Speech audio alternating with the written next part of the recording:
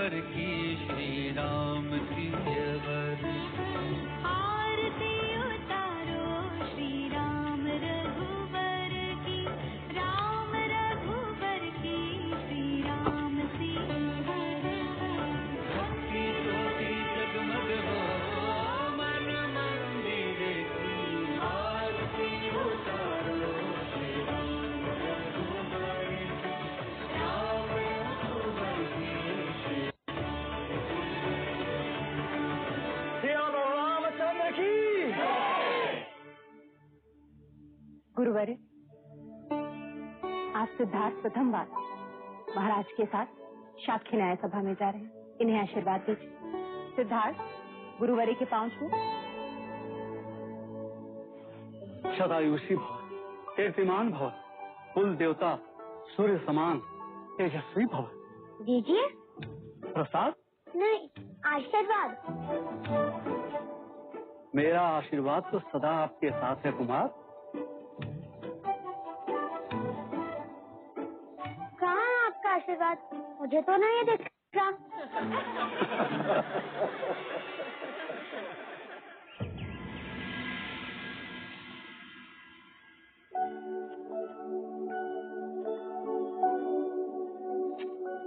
क्या न्याय सभा जाने के लिए इतने आभूषण पहनना आवश्यक है माँ? हाँ, क्यों? तभी तो तुम युवराज लगोगे। तो क्या आभूषण ना पहनने से युवराज युवराज नहीं होते? तुम्हारा नाम सिद्धार्थ नहीं, प्रश्न होना चाहिए था। महादेवी, युवराज को काला टीका लगा दे, कहीं इन्हें आप ही की दृष्टि ना लग जाए।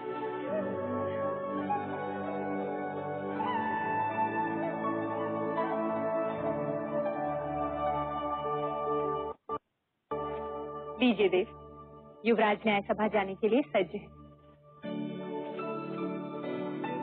मुझे इतने आभूषण पहना दिए हैं कि अब तो मैं ढंग से खेल भी ना सकूंगा। पुत्र, तुम युवराज हो, इतना बोझ तो तुम्हें उठाना ही होगा। चले। क्षत्रिय ऐसे नहीं है, ऐसे चलते हैं।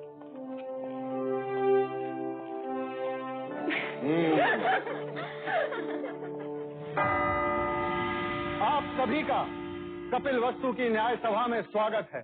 और स्वागत है हमारे युवराज सिद्धार्थ का और कुमार देवदत्त का भी, जो आज प्रथम बार कपिल वस्तु की न्याय सभा में उपस्थित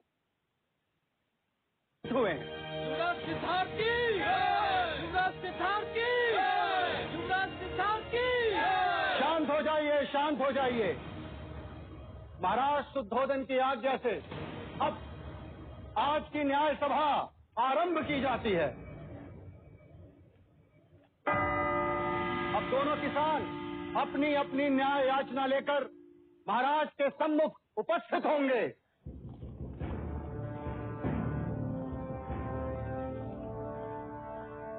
प्रणाम महाराज। क्या याचना है? महाराज, मेरी याचना इस कुशल के विरुद्ध है। इसने मुझसे पिछले वर्ष अनाज उधार लिया था, ये कहकर कि वो अनाज इस वर्ष मुझे लौटा देगा, मगर महाराज आज तक इसने वो अनाज मुझे लौटाया ही नहीं। कैसे लौटाऊं महाराज? पिछले 2 साल से उपज नष्ट हो रही है, इस साल भी कुछ हाथ नहीं लगा। ये असत्य बोल रहा है महाराज। आप चाहे तो अपने सिपाही से पूछ सकते हैं। जब सिपाही इसे लेने आया था उस समय भी ये अपने गेहूं को तेल लगाकर उसे बोरियों में भर रहा था। महाराज, मेरे पास 2 ही बोरी गेहूं है, उसी से मैं अपने परिवार का पोषण पूरे वर्ष करूंगा महाराज। गेहूं को तेल लगा के इसलिए रख रहा था कि वो खराब ना हो, और आपके सिपाही मुझे पकड़ के यहाँ ले आए। वो 2 बोरी गेहूं भी मैं इनको दे दूंगा, तो खाएंगे क्या? महाराज, अगर ये अनाज नहीं दे सकता तो इससे कहिए कि ये अपने खेत दे दे। अगर मैं खेत दे दूंगा तो अनाज कभी न लौटा पाऊंगा महाराज।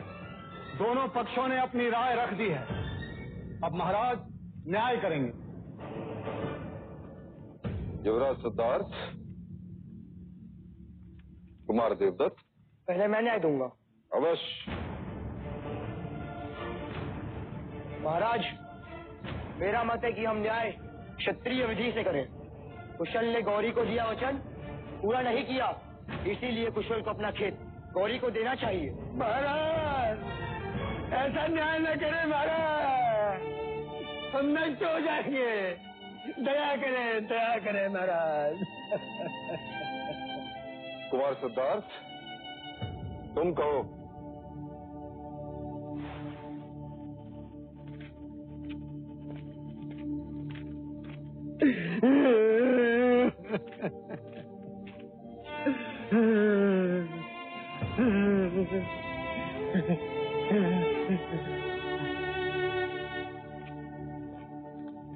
महाराज, यदि कुशल गौरी को गेहूं दे देगा तो अपने परिवार का पेट कैसे पालेगा? खेत दे देगा तो अनाज कहाँ से उगाएगा? और गौरी को उसका अनाज कहाँ से लौटाएगा? वैसे भी गौरी के पास अनाज का अभाव नहीं, इसलिए मुझे लगता है कि कुशल की अनाज लौटाने की अवधि बढ़ा दी जाए।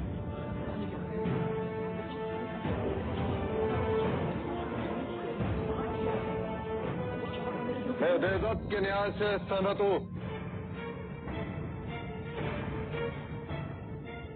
यदि व्यापारी अपना वचन पूर्ण नहीं करेगा तो राज्य का व्यापार रुक जाएगा। इसलिए कुशल को, गौरी को कुछ न कुछ तो देना ही होगा। क्षमा करें महाराज, चलते समय मेरे पास जितने पन थे वो सब गौरी को दे दिए मैं। महाराज, इसने मुझे कुछ नहीं दिया। महाराज, गौरी असत्य कह रहा है। महाराज, मैं असत्य क्यों बोलूंगा? महाराज, आप कहें तो मैं सत्य का पता लगा सकता हूँ। ठीक है, तो करो परख, कौन है सत्य और कौन असत्य। सिक्के दो गौरी। किंतु युवराज, ये सिक्के तो मेरे हैं।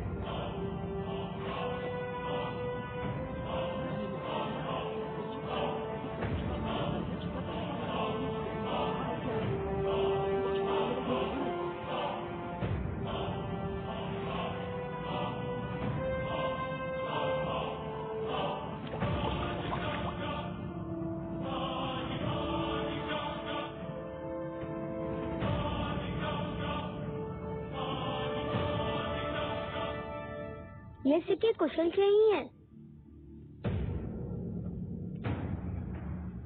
इस बात का क्या प्रमाण है कि ये सिक्के कुशल के ही हैं? क्योंकि जब कुशल ने सिक्के दिए तब वो गेहूं को तेल लगा रहा था और तेल सिक्कों पर लगा है।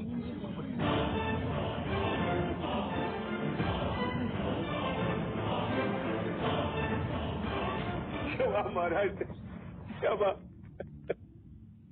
ये सिक्के कुशल के ही है महाराज, कुशल की। इससे ये प्रमाणित होता है कि कुशल ने गौरी को सिक्के दिए थे और इसके नियत में कोई खोट नहीं। कुशल के अनाज लौटाने की अवधि बढ़ा दी जाती है और गौरी को असत्य बोलने के लिए 10 कोड़े मारने का दंड सुनाया जाता है। नहीं महाराज, मुझे क्षमा कर दो, मुझे क्षमा कर दो। 10 सिक्कों के लालच से मुझे अंधा बना दिया महाराज, अंधा बना दिया। मैं अगर आपके बाद असत्य बोलूं तो मेरे अनाज और खेत सब आपके। महाराज, गौरी को क्षमा कर दीजिए, अब से वो कभी असत्य नहीं बोलेगा।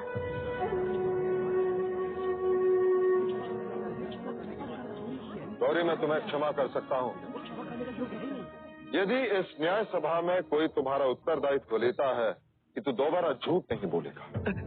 हाँ महाराज।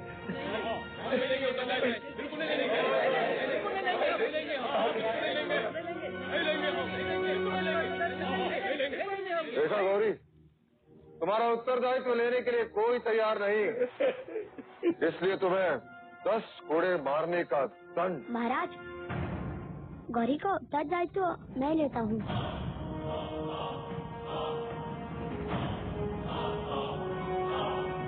आज से ये कभी असत्य नहीं बोलेगा। सिद्धार्थ, पता है उत्तरदायित्व लेने का अर्थ क्या है? यदि गौरी ने दोबारा असत्य कहा तो कोड़े तुम्हें खाने होंगे। हाँ ज्येष्ठा, पर गौरी तो यातना से बच जाएगा ना?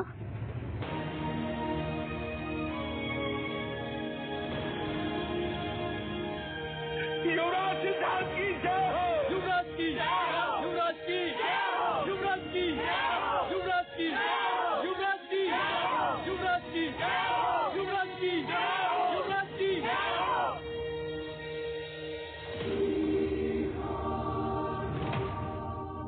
प्रायश्चित कर ले राजन, तेरा पुत्र सन्यासी बने।